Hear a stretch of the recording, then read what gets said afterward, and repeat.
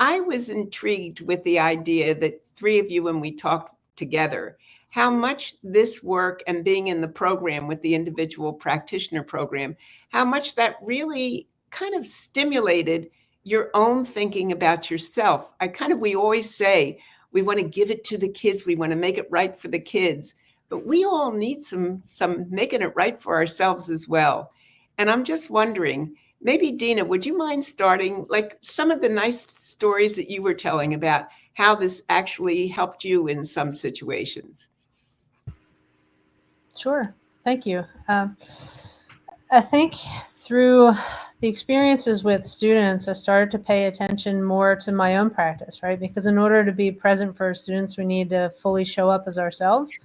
And I realized a lot of what I was trying to do is just go, and put everything out there to maximize the student experience and not always paying attention to whether or not I was caring for myself.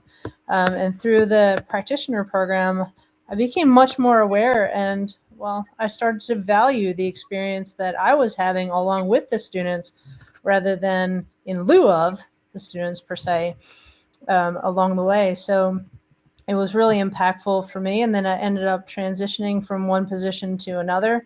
And through that experience with things constantly changing, man, I'll tell you that the impact that the habits had on that transition and what I'm experiencing now with another kind of round of change has really been impactful and essential.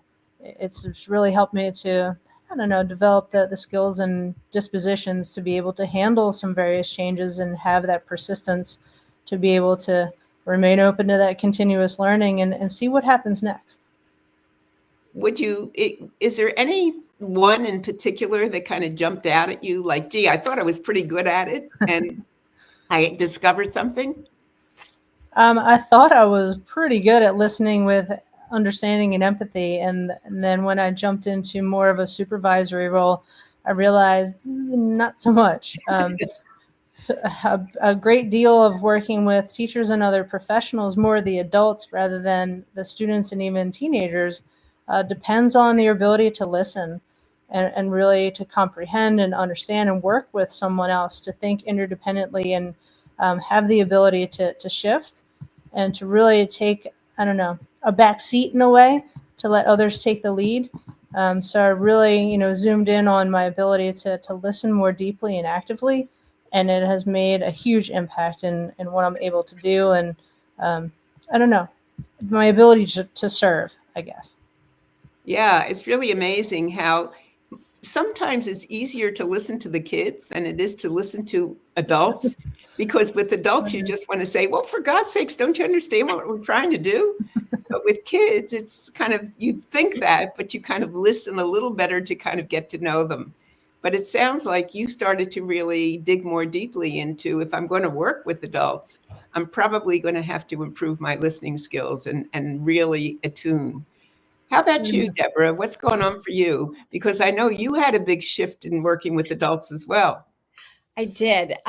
One of the things that I noticed right away when I started the Individual Practitioner Pathway was that I, again, had worked on this with students for a very long time. And I thought, this is great for students. This is great. But then I actually spent a fair amount of time not employing any of the skills that I was telling students about personally. So the key area that stood out for me was managing my impulsivity. I think for one of my first PowerPoint projects, the opening slide was a picture of an open road. And the title of my presentation was Running to Nowhere. And I just remember how my next slide was like this story about being on a treadmill, how I was always busy. I was always doing. I was really doing the do as a teacher. We like to be busy and doing all of the things. But I was just running all the time. I was really, really getting nowhere. So I was telling students all the time how great it was for them, but I just wasn't exhibiting that or modeling that for other adults in my building. And so finally at the end, one of my big epiphanies was we had this exercise equipment in the basement, but I wasn't using it. And so I wanted to be more mindful about using that or finding time to use it. So And I'm always a night owl, right? Because I'm up late, get my best work done while everyone else is sleeping. And my husband was out of town and my son was upstairs asleep. And it was like 11 o'clock at night. And I was like, I'm going to get that piece of exercise equipment up the stairs. And I started. I'm not going to lie. I was dragging it around the corner in the basement, ready to go up the stairs. And then I was like, nope, Debra, you've got to learn. You've got to manage that impulsivity, because you will either put a hole in the wall, dragging that thing up the stairs, or you're going to fall. It's going to fall on you, and then you're going to get hurt. And so even though I was like really disappointed that I couldn't like follow through with my plan, I was really pleased that like I was able to put the brakes on, stop for a moment, and manage my own impulsivity. And so that was kind of my epiphany of how I had always viewed the habits of mind as this luxury that I could never have, because it was my job to share this knowledge or impart it with my colleagues and students. And then I really realized it's a luxury that I cannot afford not to use. So it was really great stuff. That's really interesting. So, we always say, stop, think before you act. I'm really glad you did, because that does not sound like a good situation, quite frankly. But in addition to that, as you're thinking about that, and both of you or any of you can, of course, answer, but as you think about that, and you start to begin to make this work for yourself, what happens to you as a person? Because you said you're modeling, but modeling sometimes to me means I'll do it because I want them to see how I do it. I'm curious, and I think, Janice, you had one that where you talked about it, where it was internal. It was not just, I want you to see how I do it, but I am actually becoming a different person as a result of what I'm doing.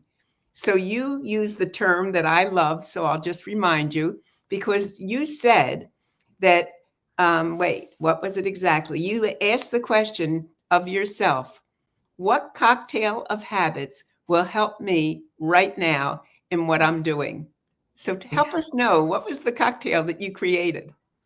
Well, I guess it depends on the situation. So I mostly work with students, but I have a new leadership position. It's just of the special area teachers in my school. And so if I'm working, whether it's with adults or kids, and I foresee, a potential challenge, then I think, all right, what habits are going to get me through this one? And so then I start thinking of the cocktail I need to make, right? Because we need different cocktails in different situations or with different food. So I would have a different cocktail of habits that would work for me. And I guess for me, labeling the disposition, so to speak, like flexibility or managing your impulsivity or listening with empathy and understanding, helps me decide like which skill am I going to need, because it has a name. And so then I can put those ingredients into the delivery of whatever it is that I'm trying to do. And I've found that to be really helpful with students too. I think sometimes I was quick to think I understood what a student was saying, or I thought, well, that doesn't make any sense. But then now I've learned to take one step back and say, tell me more about what you're trying to say, because I don't understand you yet. And 9 times out of 10, they're on the mark. It's just that their thinking was a little different than mine, or maybe what I think most people think, but it's beautiful. So that's been really great to ask. And it works great with everybody, right? We all want to be heard when we're speaking. So if I use that with adults, then I also can understand much better. So yeah, I use it a lot. Use it with my mom, use it with my kids.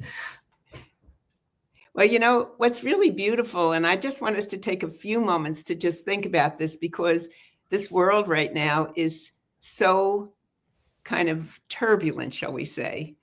And I know that mental health is certainly one of the big things that people are concerned with. And Janice, I know that that's something that you in particular, that's your content, that's what you do.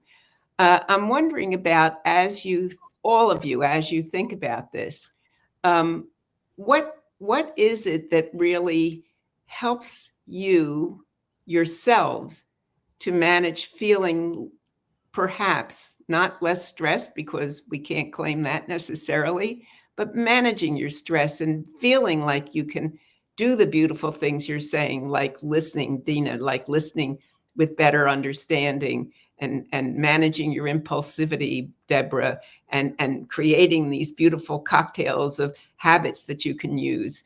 You know, what is it that helps you to draw upon that? Do you have any ideas or thoughts about that?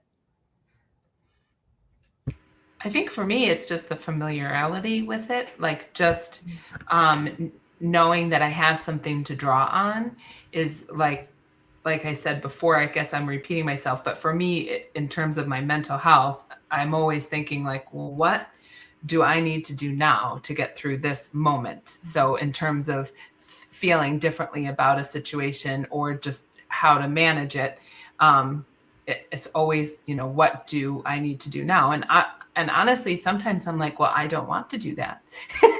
Like I might know what think I'm supposed to do and what will help me the most. And sometimes I just don't feel like persisting in what I know might be the best, way to go. But I try to stay the course. So that, I guess, is what helps me. And when I look at all the different pieces of mental health and the habits, you have to have the habits to fall in all of them, like for your relationships, as well.